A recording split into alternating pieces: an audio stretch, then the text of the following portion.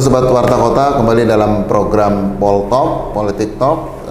Saya masih ngobrol-ngobrol dengan Kang Dian. Kang Dian, kita tahu kan Wakil Bupati Karawang kali ini, Kang Aep, itu adalah kader Partai Nasdem, dan 2024 nanti tentu akan ada pilkada lagi, dan Ibu Bupati kan kebetulan sudah 2 periode. Kemungkinan kan beliau, bukan kemungkinan, udah pasti tidak mungkin mencalonkan lagi sebagai Bupati.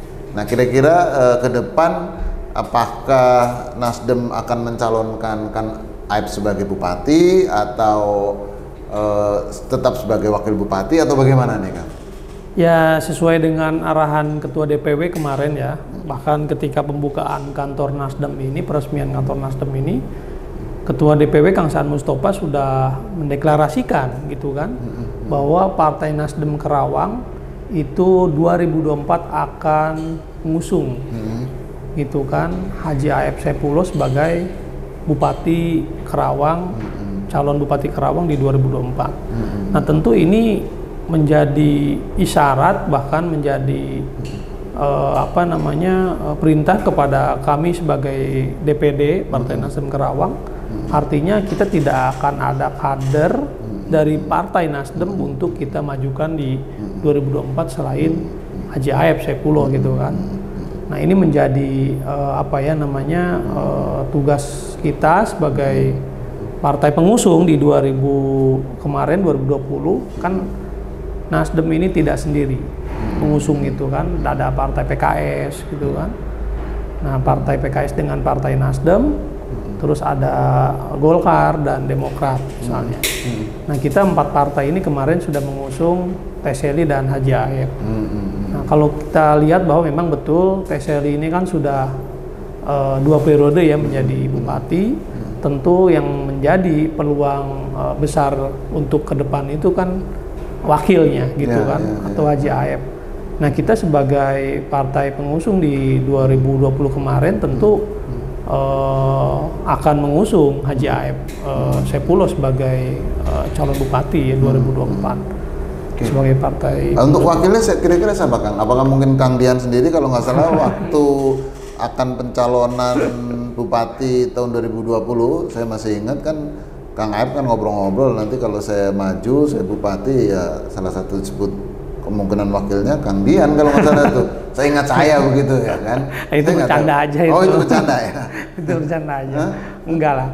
Kita sebagai sahabat, sebagai teman dekat, kita lebih nyaman bersahabat aja lah dengan pewakil ini.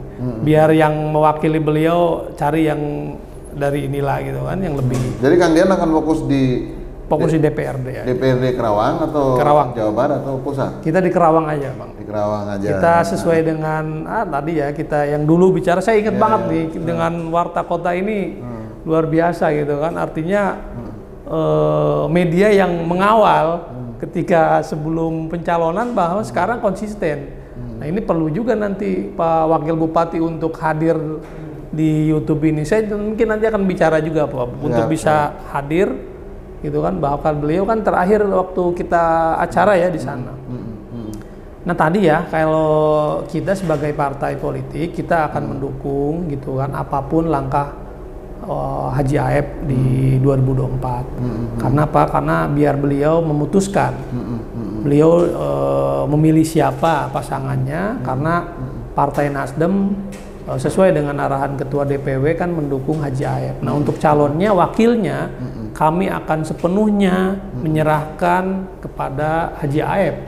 Mau nyamannya dengan siapa, mau memilih partai mana gitu kan untuk sebagai wakilnya, kami akan mengikuti gitu kan. Tentu sekarang sudah mencoba menjalin komunikasi ya dengan partai-partai. Kalau boleh tahu dengan partai siapa saja, kan? Ya, kami menjalin komunikasi ya beberapa partai, walaupun memang belum intens. Karena apa? Karena kan kita lihat eskalasi politik ini kan masih lama gitu kan, masih jauh. Mungkin partai-partai politik yang lain juga masih fokus kepada bagaimana mengikuti tahapan verifikasi gitu. Tapi sejauh ini kita sudah berkomunikasi gitu kan dengan partai yang sudah pasti ya. Tadi misalnya sepertinya ya Nasdem dengan PKS ini akan terus berkoalisi misalnya kan. untuk bisa di 2024 ke depan. Gitu. Kang Dian, ini sepertinya agak jauh ya ngomongin soal Jakarta, tapi bagaimanapun juga Jakarta itu kan punya pengaruh juga ke daerah di sekitarnya ya. Tidak hanya Bekasi tapi juga saya pikir Kerawang ya, kira-kira begitu.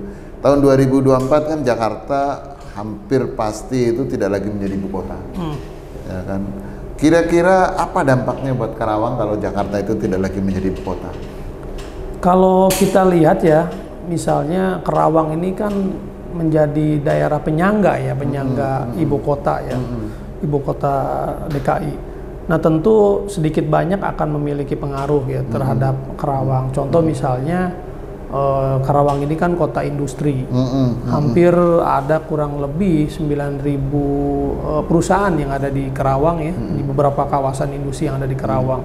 Nah semua yang ada di Kerawang ini kan hampir semuanya itu pabrik atau perusahaan produksi, jadi hanya berproduksinya aja di sini, sehingga office-nya misalnya itu ada di Jakarta.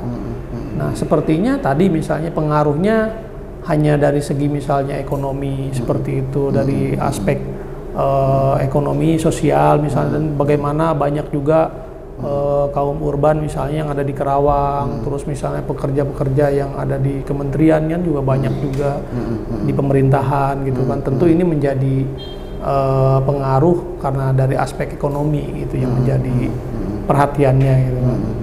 Dan saya pikir yang mudah-mudahan ibu kota itu berpindah hanya pusat pemerintahannya gitu kan, dan tidak seperti ekonominya juga kan berpindah. Kalau misalnya berpindah juga bayangkan ada beberapa perusahaan misalnya kan office-nya di Jakarta gitu kan, kalau pindah ke Kalimantan kan gitu.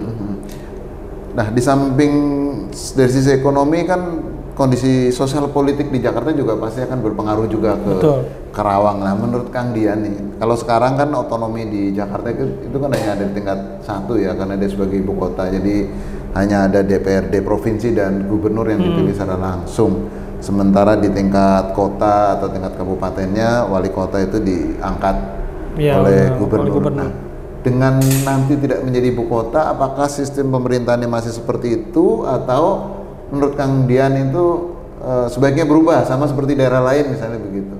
Kalau menurut saya sih tadi ya, kalau kita lihat amati proses IKN misalnya ketika ibu kota negara pindah di Kalimantan ini, tentu akan berubah di sistem pemerintahan DKI ya. Karena beberapa masukan kan kalau saya lihat ya, misalnya saya lihat perdebatan ke depan misalnya DKI mau seperti apa, tapi tentu ini akan menjadi pengaruh besar ketika misalnya epicentrum of power-nya berpindah ke ini tempat lain.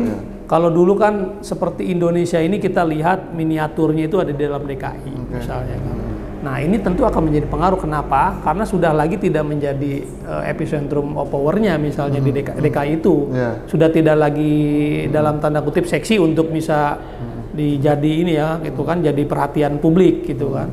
Nah ini tentu menjadi pengaruh juga. Artinya secara sosial politik gitu kan, ini akan bergeser. Kekuasaan ini akan bergeser di Kalimantan tersebut, sehingga mungkin kalau saya melihat ibu kota DKI misalnya, bukan ibu kota ya, tapi DKI ini ke depan juga tidak begitu menjadi seksi lagi untuk jadi perhatian politik ya gitu kan. Karena yang menjadi perhatian penting di DKI itu kan justru ibu kotanya, ada pusat pemerintahan presiden di situ, semua pemerintahan kelembagaan negara dan sebagainya ada di situ, sehingga kan menjadi seksi gitu kan. Karena apa? Karena seperti di negara luar juga kan, duta besar apa semuanya kan masih ada di DKI, sehingga menjadi perhatian publik gitu kan. Bukan artinya nanti untuk daerah tingkat 2-nya atau tetap seperti sekarang diangkat oleh gubernur, atau dipilih juga seperti Karawang misalnya begitu? Ya kalau kita lihat sih masih dipilih oleh gubernur sepertinya kan. Masih dipilih oleh gubernur karena kan harus ada, kita harus lihat misalnya kalau kemarin kita dengar gitu kan, bahwa DKI ini kan inginnya masih tetap proses seperti itu, tidak ada misalnya pemilihan di wali kota. Ya baiknya sih kalau kita ini ya, kalau sudah tidak lagi menjadi ibu kota, ya sebaiknya ada pemilihan lagi kan, supaya juga sama wali seperti kota, daerah sama seperti daerah yang lain gitu kan, Iya. seperti daerah yang lain. Kang Dian, Pak Anies Baswedan yang sekarang masih Gubernur DKI Jakarta itu kan ya termasuk dekat dengan Ketua Umum Partai Nasdem, bahkan ya disebut-sebut juga bisa jadi menjadi calon dari Partai Nasdem. Nah, saya pengen dengar juga nih di level pimpinan daerah, kota atau kabupaten di Partai Nasdem seperti Kang Dian itu menyikapinya seperti apa nih kira-kira melihat figur Pak Anies dan beberapa tokoh lainnya. Kalau tentu Pak Anies Baswedan ini kan sebagai Gubernur DKI ini bukan orang asing ya, misalnya di Nasdem yang saya tahu bahwa Pak Anies ini kan menjadi salah satu deklarator waktu dulu di Ormas ya, Ormas partai Ormas Nasdem. Nah, oleh karena itu Nasdem mungkin tidak lagi asing ya dengan Anies Baswedan gitu kan. Tapi lagi-lagi ya dinamika politik tentu akan lebih berkembang ke depan. Yang terpenting bahwa tadi ya baik Pak Anies misalnya kan, terus Ridwan Kamil gitu kan, tadi memiliki historis yang ada di Partai Nasdem gitu kan. Pak Anies tidak asing buat Partai Nasdem, bahkan dia salah satu deklarator ketika masih menjadi Ormas. Artinya kalau nanti kemudian beliau terjun ke politik, mungkin nggak menjadi ketua umumnya Partai Nasdem? Karena dia deklarator juga. Kalau itu sih tentu bukan kewenangan kita ya sebagai tapi kan DPD. Sebagai ketua DPD Nasdem Kabupaten itu kan punya kalau hak suara. Soal itu enggak, tentu ketua umum kita masih Surya Paloh lah, artinya kita tidak boleh melangkahi hal seperti itu. Kita sebagai ketua DPD sangat patsun dan sangat mengikuti arahan-arahan yang diberikan oleh ketua umum kita gitu kan. Nah, terkait soal itu tentu kami tidak bisa berkomentar apa-apa gitu kan. Karena apa? Karena kami sebagai partai politik, apalagi saya sebagai ketua DPD, itu hanya menjalankan tugas gitu kan, dan secara kepartaian. Dan kami sebagai partai Nasdem gitu kan, baik partai Nasdem di Kabupaten Karawang sangat patsun untuk soal ketua umum gitu kan. Oh, artinya Kang Dian juga hanya sebagai petugas partai juga. Partai juga. Itu kalau soal itu kami sangat tegak lurus ya. Tegak lurus. Ya. Tegak lurus dengan ketua umum kita. Iya. Nah, selain yang punya kedekatan lah dengan Partai Nasdem, selain tadi disebut Pak Anies, ada Pak Ridwan Kamil. Kira-kira siapa lagi nih, Kang? Ya, kalau kita lihat sih ya nama-nama yang muncul sekarang tentu nggak asing ya dengan Partai Nasdem gitu kan, kalau kita lihat ya. Siapa misalnya itu? Nama-nama itu?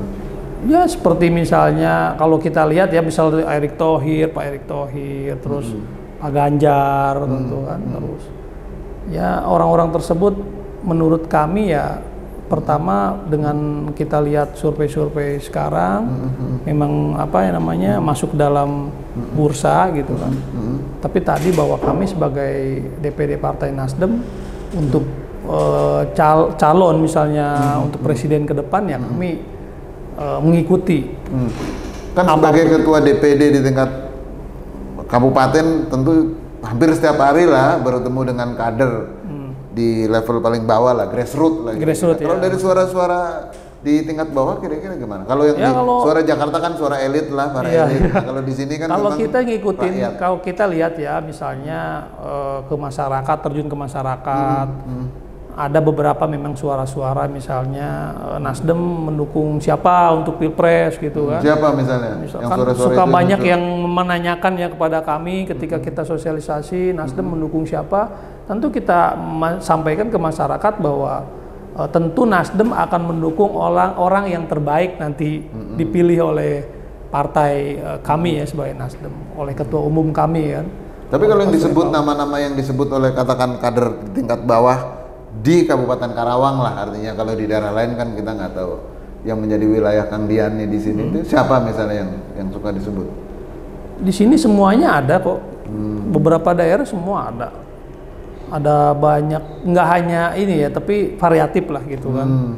bahwa semua nama yang ada di nasional misalnya yang muncul di nasional ada juga gitu kan, masyarakat mengenali. Kan sekarang kan masyarakat sudah melihat, sudah melek teknologi, sudah lihat TV kan, banyak ini, ada itu, ada ini gitu kan. Artinya sudah tidak asing lagi lah. Ya kan yang muncul kan misalnya soal Puan, apakah juga Puan termasuk yang disebut di kader Partai Nasdem atau anggota Partai Nasdem? Kalau untuk itu kita nggak, kalau apa yang namanya masyarakat semuanya sudah mulai melek lah artinya.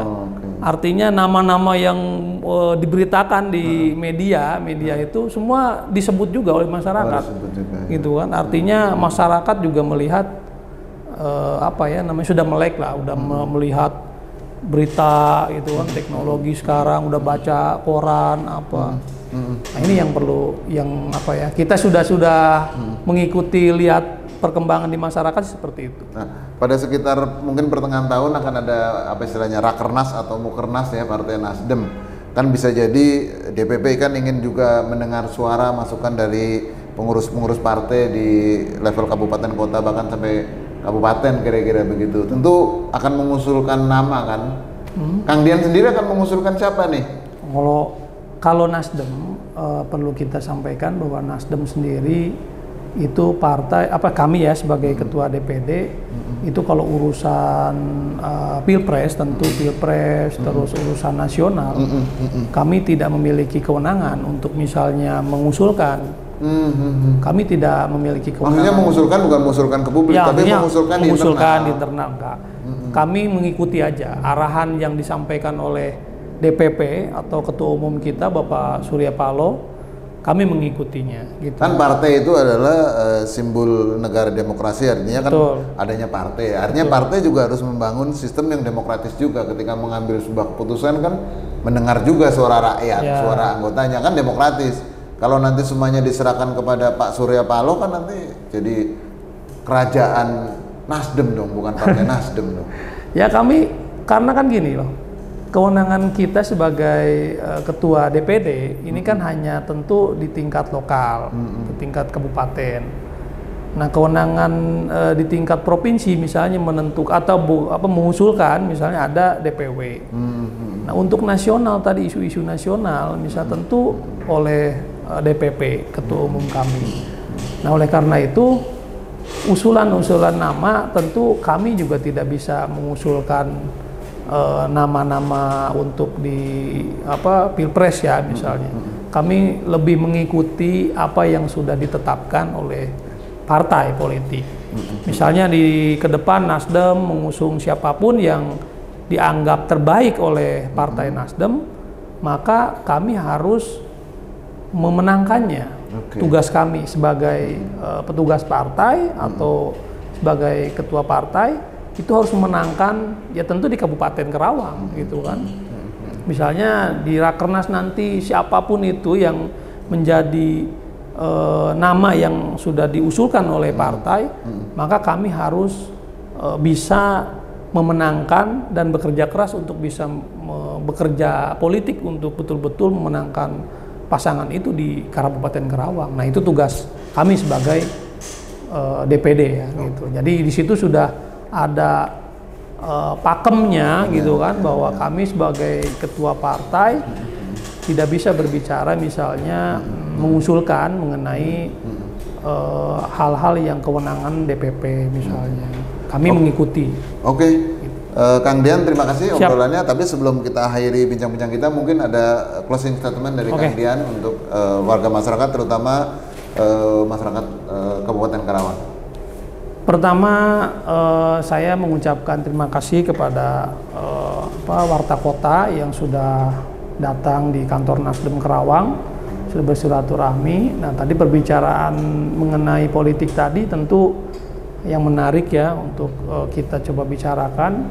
Tapi Partai Nasdem di Kabupaten Karawang terus bekerja untuk masyarakat. Nah, kita menghimbau kepada masyarakat untuk tadi ya misalnya sudah mulai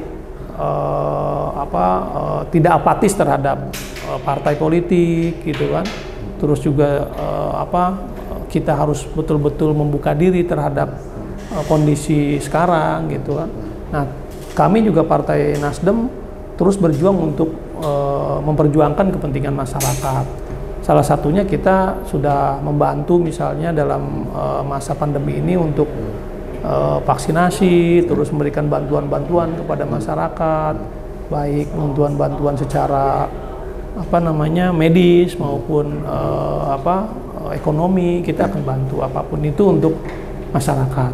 Mudah-mudahan bisa bermanfaat lah. Amin, amin. Demikian Sobat Warta Kota, Poltalk series kali ini baru saja kita bincang-bincang dengan Ketua DPD Partai Nasdem Karawang, Jawa Barat, Kang Dian. Sampai jumpa dalam program Poltalk berikutnya. Jangan lupa like, share, and comment, dan nyalakan loncengnya. Sampai jumpa. Assalamualaikum warahmatullahi wabarakatuh. Waalaikumsalam.